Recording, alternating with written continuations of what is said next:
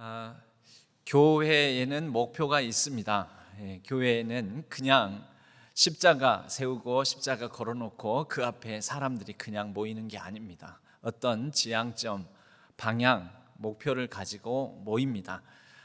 그 교회의 목표를 누가 붙들어 주시냐면 성령 하나님께서 붙들어 주십니다.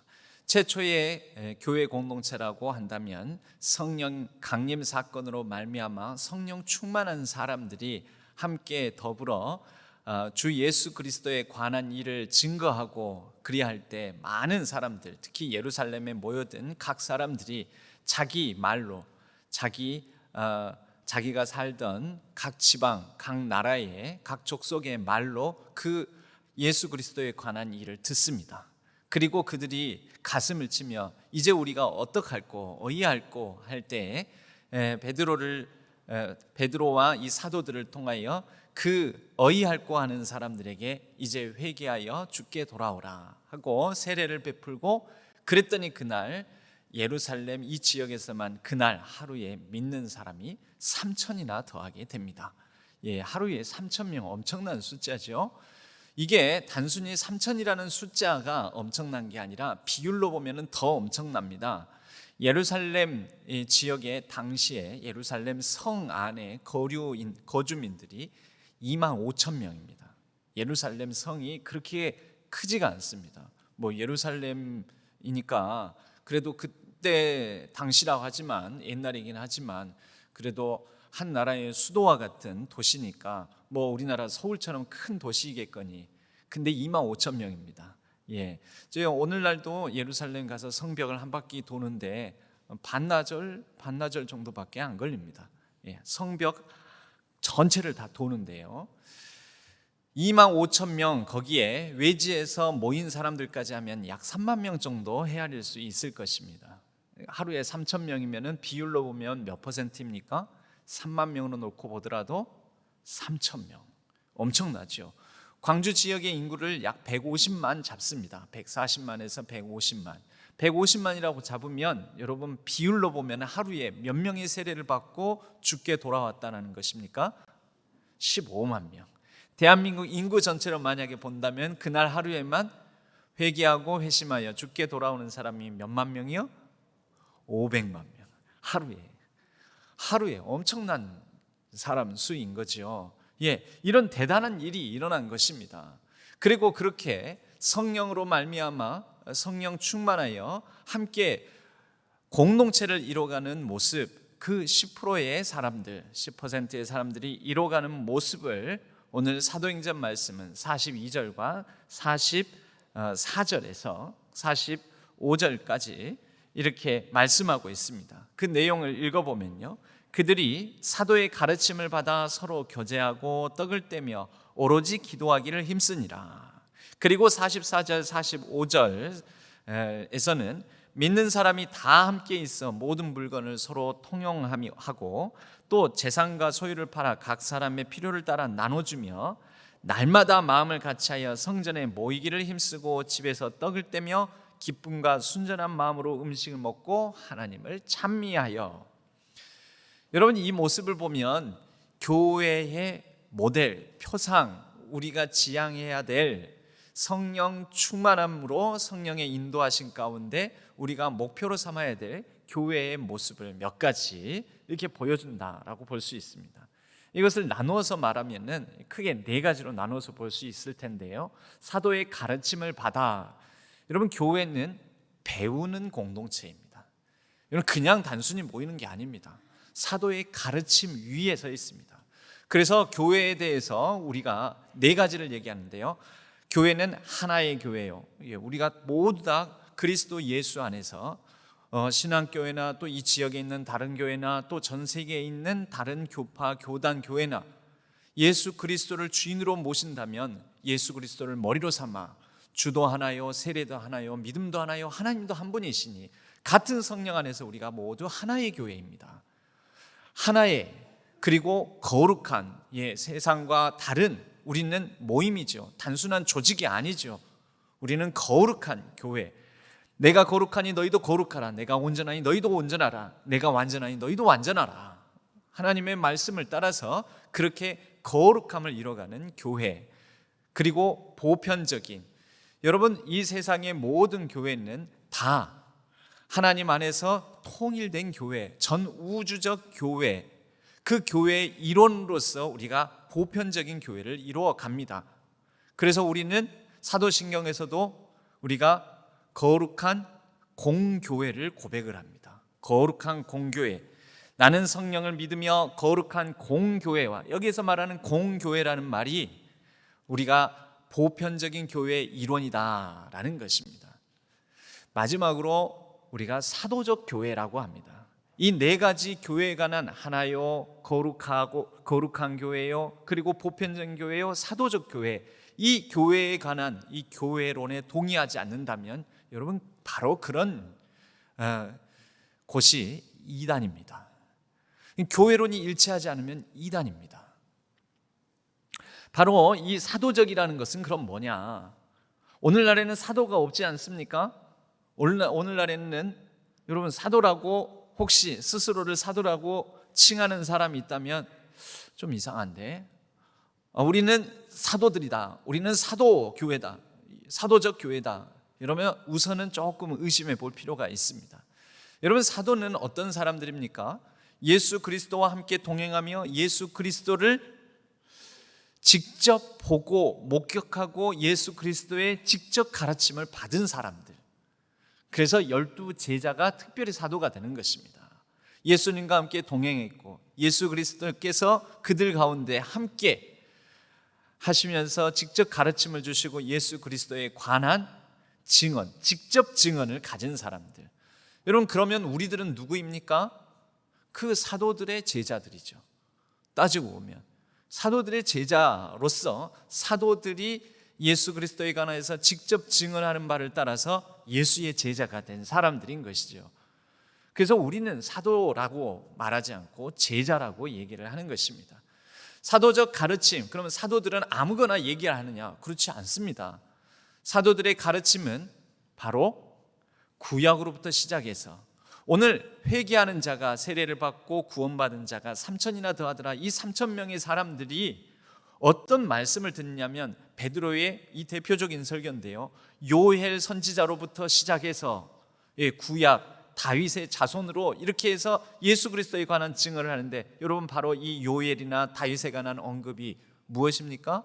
구약의 가르침. 그래서 사도적 가르침의 밑에 토대, 기초는 구약입니다. 그리고 그 다음에는 바로 그 구약이 증거하는 이가 누구냐? 예수 그리스도다 해서 예수 그리스도의 삶과 죽음 그리고 부활, 이것이 사도적 가르침입니다. 그리고 마지막으로 성령. 우리가 오늘날 사도적 가르침으로 삼는 것은 성경입니다. 구약적 가르침, 그리고 신약의 예수 그리스도의 생애, 삶과 죽음, 부활에 관한 증언의 기록, 복음서. 그리고 신약에 또 무엇이 있습니까? 성령의 인도하심을 받아 최초의 교회가 이루어지고, 그리고 각 성령의 다스림을 받는 각 교회들에 보내는 서신들, 그렇게 신약 성경이 구성되어 있지 않습니까? 바로 그렇게 사도적 가르침, 이것을 우리는 배우는 공동체가 바로 교회요, 그것이 교회의 목표라는 것입니다.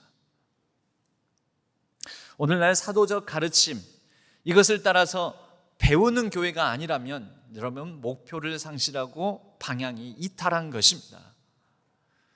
오늘 말씀의 제목을 어느 항구에 갈지 모르면 어떤 바람도 소용이 없다. 여러분 우리가 어떤 목표가 없으면, 내가 어디 가야 되겠다 생각이 없으면 바람이 부네, 이제 배 띄워야 되겠다. 그럼 배 띄워서 어디 가게요? 몰라. 그럼 바람 부는 대로 그냥 왔다 갔다 하는 거죠. 그러다 거친 바람 불면 그냥 파선하는 거죠. 여러분 우리에게는 목표가 있어야 됩니다. 지향점이 있어야 됩니다. 교회에는 모델이 있어야 됩니다. 교회의 방향이 있어야 됩니다.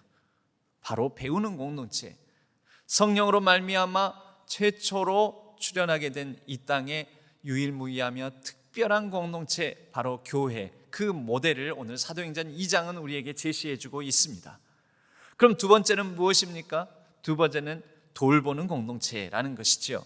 오늘 말씀에도 보면 가르침을 받아, 먼저는 순서상 가르침이 우선입니다.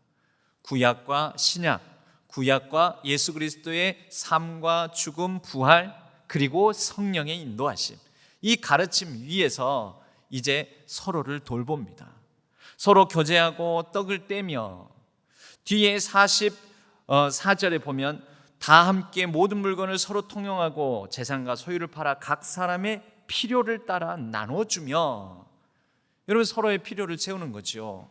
서로의 아픔이 보이는 거죠. 서로의 부족함이 보이는 거죠. 서로의 궁핍함을 살피는 거죠. 위로하고 격려하는 거죠. 이것은 마음의 어떤 영적 감수성, 서로의 필요를 알 수 있는 예민함, 그 감수성에서 나오는 것이죠. 여러분, 이것이 바로 교회가 지향해야 될 두 번째라는 것입니다. 돌봄과 나눔. 세 번째로는 무엇입니까? 예배하는 교회, 예배하는 공동체라는 것입니다. 기쁨과 경건함으로 하나님을 찬양하고, 47절 말씀이에요. 하나님을 찬미하며 하나님을 찬양하는, 하나님과 관계하는. 마지막으로 네 번째, 전도하는 교회, 전도하는 공동체입니다. 이것은 세상에 복음을 증거하는 것입니다. 오늘도 보면 47절 하반절에 보면 온 백성에게 칭송을 받으니 주께서 구원받는 사람을 날마다 더하게 하시니라. 날마다 구원받는 사람이 더해지더라. 여러분, 그런데 우리는 내가 복음을 전해야지가 아니라, 사실 때로는 많은 경우에는 전도가 되는 게 더 맞는 말인 경우가 많습니다.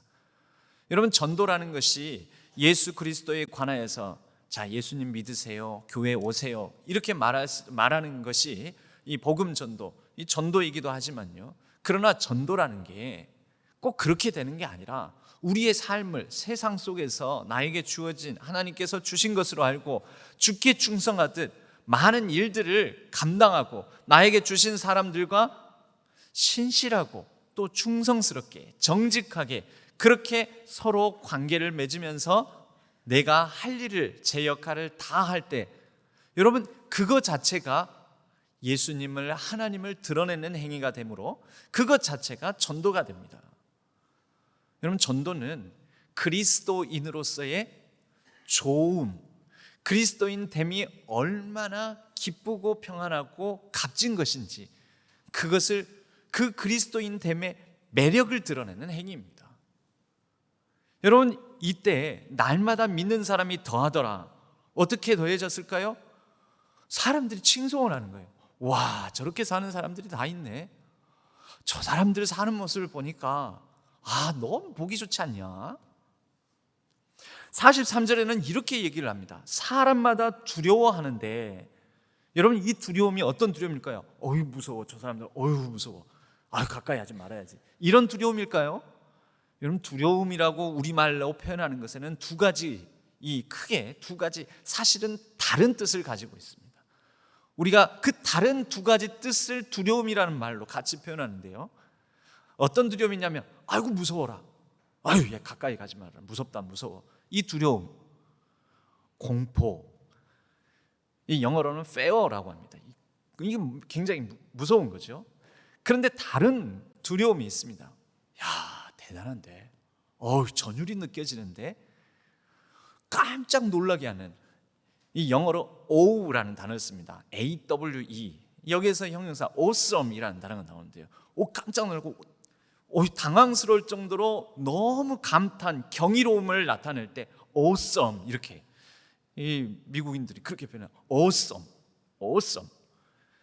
이때 사람마다 두려워하는데, 이때 어떤 단어를 썼냐면요, 오우라는 동사를 썼습니다. 이것은 경외심을 갖게 하다, 경외심을 갖다라는 말입니다. 이 믿는 사람들을 보는데, 그리스도인들을 보는데, 이제 우리가 어이할고 하고 세례를 받고 함께 공동체를 이룬 이 사도행전 2장의 교회 공동체, 예루살렘 교회를 보는데, 저 사람들 대단하다, 경외심을 자아내게 만들더라는 것이죠. 나라면 저렇게 살 수 있을까? 저렇게 못 살아. 근데 저 사람들이 이루어가는 저 모습, 저 사람들이 이루어가는 저 그리스도인 공동체의 생태계가 대단하다. 그러니까 어떻게 합니까? 나도 할 수만 있으면 저 사람들처럼, 무엇이 저 사람들을 저렇게 살게 만들까? 저 사람들처럼 살고 싶다라는 마음을 갖게 합니다. 그게 사람마다 두려워하는데, 여러분 이게 뭘까요? 사도들의 가르침을 받아 사도들로 말미암아 기사와 표적이 나타난다고 하는데, 여러분 기사와 표적, 실제 안진뱅이가 일어서고 못 본 사람이 눈을 뜨고, 그리고 말 못하는 사람이 말을 하게 되고, 절름발이도 다시 걷게 되고, 병 가진 사람들이 고침을 받으며, 여러분 이런 것도 기사와 이적이죠. 그러나 진짜 기사와 이적은 무엇인지 아십니까? 서로 각자 다른 생각, 다른 모양, 다른 나라, 다른 풍속, 다른 문화, 다른 스타일의 사람들이 함께 모여서 날마다 같이하여 한 마음 한 뜻으로 성전에 모이고 떡을 떼고 자기의 물건을 가지고 서로 나누고 서로의 필요를 채워주고 함께 하나님을 찬미하는 공동체를 이루는 게, 여러분 그것이 진짜 기적입니다. 여러분 놀랍지 않습니까? 여러분들이 지금 이 자리에 앉아있는 것, 사실은 이게 기사와 표적입니다. 하나님이 살아계시고 하나님이 계시지 않으면 어떻게 이 시간 비도 오고 마음도 꿀꿀하고 귀찮은데 아이고 챙기기도 힘들고 그러는데, 여러분 그게 다 사람들 마음이죠. 습성이지요. 그런데 이 시간과 자리를 기억하고 구별하여 함께 모이지 않았습니까?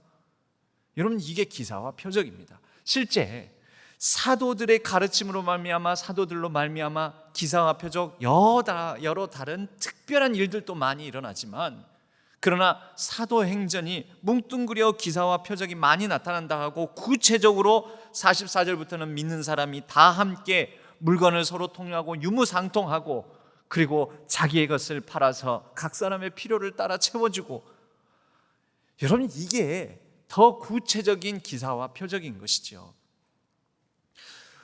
우리는 바로 이러한 모습을 통하여 배우는 공동체, 돌보는 공동체, 예배하는 공동체, 전도하는 공동체, 여러분 이 공동체를 이루어가는 목표를 가짐으로 때로는 우리에게 순풍이 불기도 하고 때로는 우리에게 역풍이 불기도 하지만, 그 모든 바람을 잘 타고 무엇보다도 우리에게 주시는 성령의 호흡, 성령의 바람, 루아흐라고 합니다. 루아흐.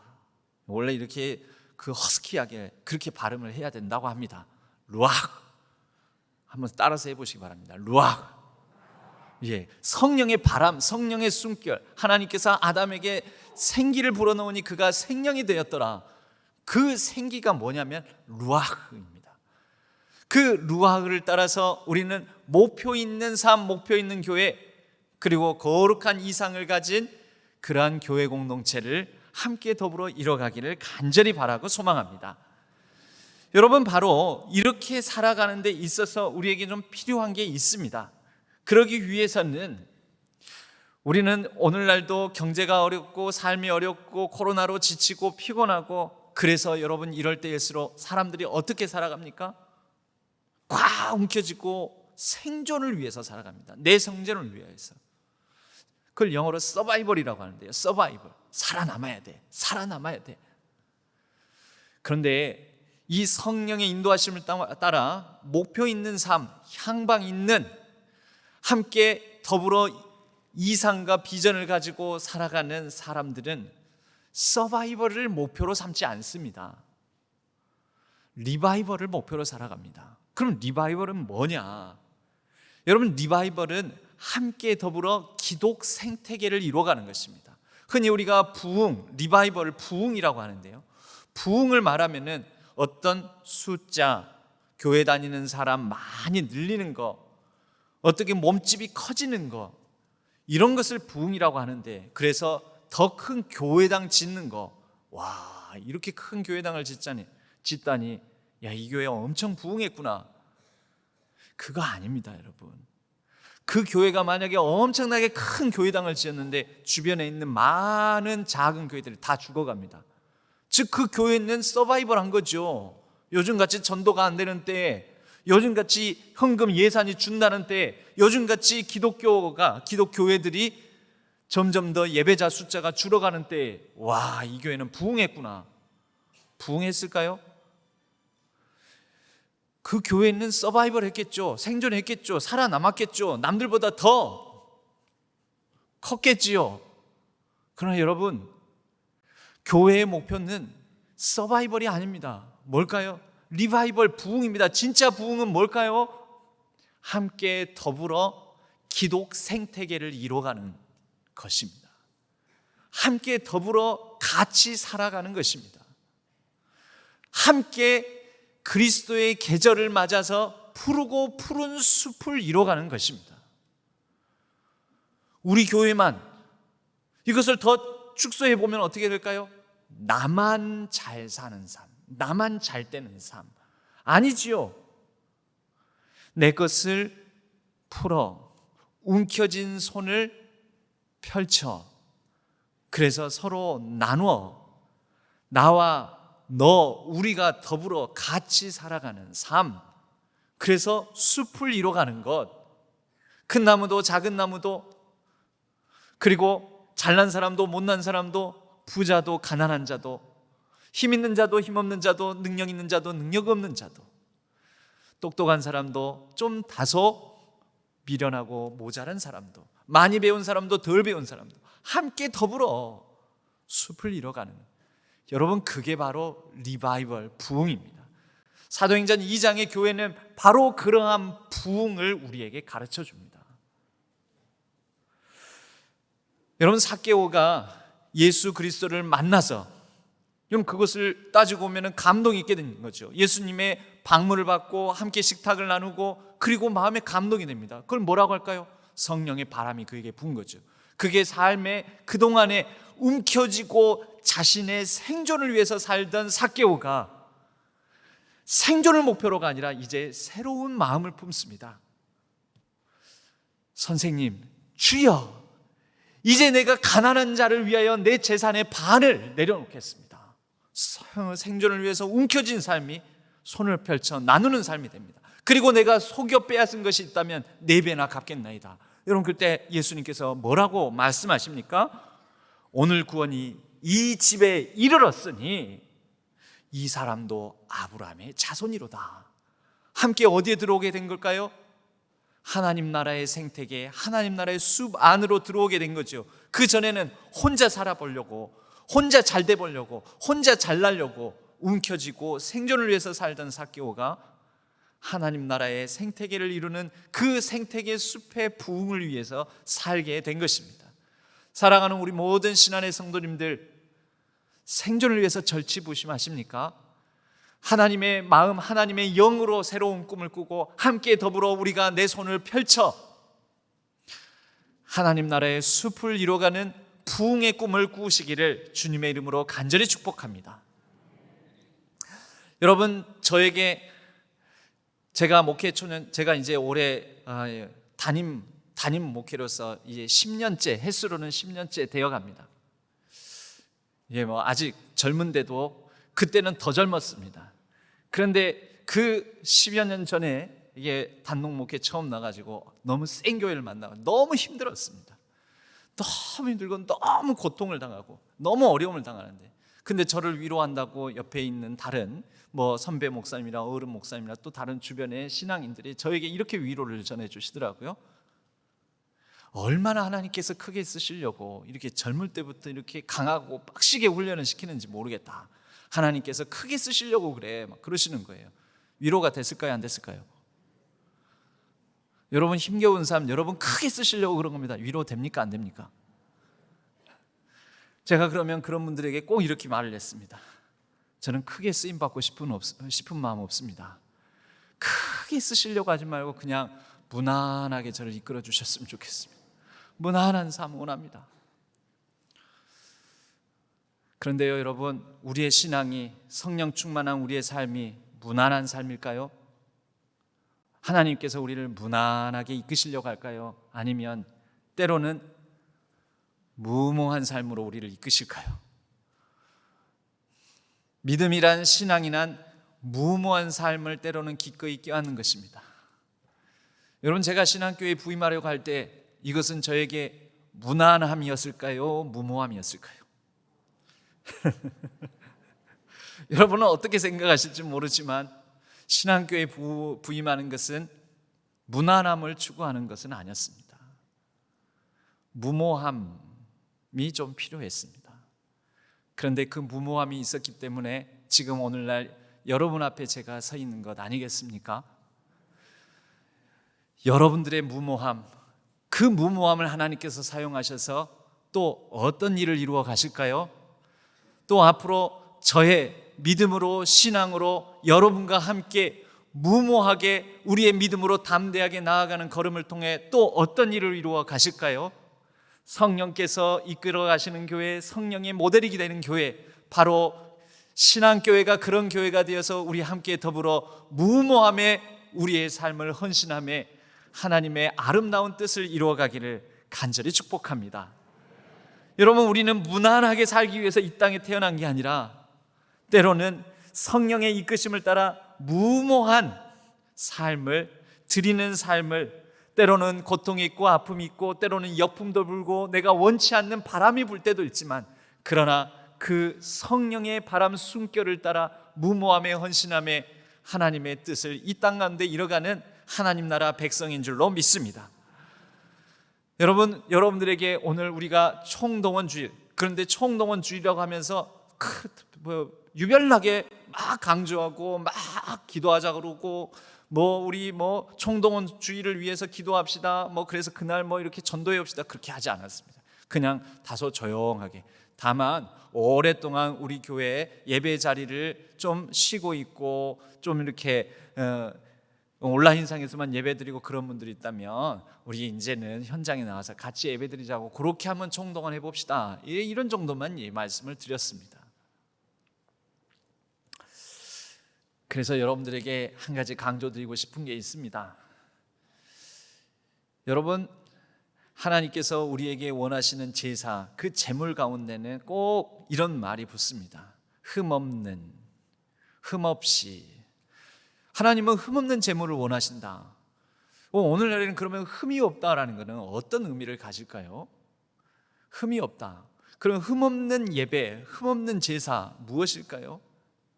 여러분, 저는 여러분들이 가장 귀한 것을 먼저 구별하여 소중한 것을 먼저, 여러분들에게 예배가 가장 소중한 것입니까? 가장 귀한 시간을 드리는 것입니까? 가장 귀한 예물을 드리는 것입니까? 아니면 남는 시간 드리는 것입니까? 남는, 다 쓸 거 다 쓰고 남은 거, 하나님 이거 남은 거 이거니까 남은 것 중에 이거 하나님 가져가세요. 내가 할 일 다 하고 나서 시간이 남아서 예배드립니다. 남는 시간 가져가세요. 하나님, 내가 마음 쓸 것 다 쓰고 에너지 쓸 것 다 쓰고 그리고 인생의 좋은 때 내가 쓰고 싶은 대로 다 쓰고 이제 쓸데없는 시간 남았습니다. 이 쓸데없는 시간이라도 혹시 원하시면 이거 가져가세요. 이거 받으세요. 그럼 그게 아니라는 거죠. 흠없는 재물, 흠없는 양, 흠없는 소, 흠없는 재물, 그것은 하나님 앞에 소중한 것을 드리라라는 것입니다. 하나님은 찌꺼기를 원하지 않으십니다. 여러분, 공부 잘하는 사람은 어떤 사람이 공부 잘할까요? 남는 시간에 공부하는 사람이 잘하죠. 어떤 사람이 책을 많이 읽을까요? 할 일 다 하고 남는 시간에 책 읽는 사람. 왜 책을 안 읽냐면은 책 읽을 시간이 없어요. 여러분, 책은 언제 읽어야 될까요? 시간 내서 읽어야 되죠. 예배 드리자고 그러면은 바빠서요, 요즘 시간이 없어요. 여러분, 예배 어떻게 드려야 되는지 아세요? 예배가 독서보다도 못합니까? 공부보다도 못합니까? 시간 내서 예배 드리는 겁니다. 그것이 흠없는 재물 가지고 하나님 앞에 서는 것입니다. 여러분, 시간 내서 구별해서 그렇게 하나님께 드리는 것입니다. 찌꺼기 드리는 게 아닙니다. 여러분, 하나님이 찌꺼기 받을 만한 분입니까? 여러분에게는 하나님이 찌꺼기이십니까? 하나님께 가장 좋은 것, 가장 좋은 때, 가장 좋은 시간, 가장 좋은 물질, 가장 좋은 나의 힘과 때, 이것을 드리는 우리 모든 신안의 성도님들 되시기를 바랍니다. 그렇게 찌꺼기가 아닌 구별하여 일부러 소중한 것을 하나님께 드릴 때, 여러분, 그때 진정 부흥이 임하는 것 아닙니까? 그것이 함께 더불어 하나님의 거룩한 생태계를 이루어가는 것 아니겠습니까? 여러분, 하나님이 어떤 분이십니까? 여러분에게 하나님 어떻습니까? 아까 연습했는데. 여러분, 하나님 어떻습니까? 하나님께서 우리에게 이끄시는 삶은 어떤 삶일까요? 좋은 삶입니다. 여러분, 좋은 게 좋은 줄 알고 좋은 하나님과 더불어 좋은 꿈을 주신다면 우리는 어떻게 해야 될까요? 좋은 것을 알고 좋은 것을 보았다면, 좋은 것을 깨달았다면 좋은 것을 반복하면서 살아가야 합니다. 여러분, 부흥은 각오와 결단, 특별한 어떤, 우리가 흔히 삭발투혼이라고 하죠. 삭발투혼은 누가 하는 걸까요? 힘이 없을 때 하는 거죠. 힘에 부칠 때 하는 거죠. 능력 없는 사람이 하는 것입니다. 우리의 삶이 삭발투혼, 그리고 삭발투혼 하면 뭘 할까요? 막 특별하고 거창하게 구호를, 각오와 결단을 새롭게 하면서 구호를 내겁니다. 부흥은 그렇게 임하는 것일까요? 아닙니다. 여러분, 그냥 하나님과 더불어 성령께서 보여주시는 좋은 것을 따라 좋은 꿈을 꾸고 좋은 목표를 향해 좋은 비전을 품고 그냥 일상을 살아가는 것입니다. 일상 속에서 예배드리고 규칙적으로 반복적으로 기도하고 날마다 함께 좋은 하나님의 뜻이 있고 좋은 하나님께서 마음에 감동을 주면 그 좋은 감동 따라서 그냥 하는 것입니다. 삭발하고 구호하고 특별한 각오하고 특별한 결단하고, 아니요, 그냥 일상 속에서 보이는 대로 주신 감동대로 작은 것에서부터 순종하면서 할 수 있는 것을 감당하며 그렇게 살아가면 그 가운데 하나님의 놀라운 부흥이 임하는 것입니다. 여러분, 여기에 있는 사람들처럼, 사도행전 2장에 나오는 사람처럼 우리는 우리의 물건을 모두 다 팔아 이렇게 못합니다. 그렇게 특별하게 못합니다. 특별하게 특별한 척 하려다가 아나니아와 삽비라가 그 특별한 흉내 내려다가 하나님께 벌을 받지 않습니까? 여러분, 할 수 있는 분량에서 주어진 감동대로 작은 일에서부터 그냥 일상 속에서 하나님을 따라 성령을 따라 섬기십시오. 나누십시오. 기도하십시오. 반복적으로, 규칙적으로 작은 것부터. 그래서 여러분들이 하루 중에도 시간을 구별하시고 하루 중에도 하나님께 기도할 어떤 장소를 구별하시고, 그리고 날마다의 삶 중에 내가 하나님 이 시간만큼은 이렇게 구별하겠습니다 라고 그렇게 일상 중에 여러분들에게 주신 감동대로 하나님께 그 시간을, 그리고 마음을, 헌신을, 희생을, 물질을, 에너지를, 힘을 다 드리기를 바랍니다. 요한일서 3장 2절은 우리에게 이렇게 말씀합니다. 사랑하는 자들아, 우리가 지금은 하나님의 자녀라. 장래에 어떻게 될지 아직 나타나지 않아서, 우리가 예수님의 얼굴을 볼 때 우리의 모습도 예수님도 어떤 모습일지 우리는 다 모릅니다. 어떤 모습으로 우리가 서게 될지 우리는 알지 못하지만, 그러나 그가 나타나시면 우리가 그와 같을 줄 아는 것, 그의 참모습 그대로 볼 것이다 라는 성경의 약속이 있기 때문입니다. 여러분, 이것이 우리의 소망입니다. 우리의 목표는요, 성령께서 교회 공동체에 주시는 목표가 있고, 또 우리 한 개개인에게는 우리 주님 만날 소망으로 예수 그리스도를 닮아가는 목표가 있습니다. 그 소망을 가지고 날마다 할 수 있는 작은 감동에서부터 할 수 있는 작은 순종을 가지고 우리가 나아갈 때 우리를 통해서 하나님의 뜻이 이 땅 가운데 이루어질 줄로 믿습니다. 이 땅의 교회가 소망입니까? 소망이 아니라고 사람들은 얘기합니다. 그러나 우리가 그 작은 것에서부터 그런 감동으로 순종하고 헌신하고 함께 생태계를 이루어가고자 할 때 교회는 다시 이 땅의 소망이 될 것이며, 그리스도인들은 이 땅의 참 소망으로서 누군가를 감동시키고 세상을 감동시키고 세상을 변화시켜 갈 줄로 믿습니다. 죄로부터 돌이켜 이제 우리는 예수님께로 돌아갑니다. 돌아갑니다. 성령 하나님께서 이 걸음걸음에 친히 동행하시고 우리에게 꿈과 비전으로 함께 하시며 지키시고 보호하여 주셔서 선한 길로 인도해 주실 줄로 믿습니다. 성령께서 주시는 목표가 있으니 우리는 그 어떤 바람에도 성령의 바람을 따라 순풍이든 역풍이든 우리는 그 걸음걸음 길을 따라 부흥의 순항을 하게 될 줄로 믿습니다.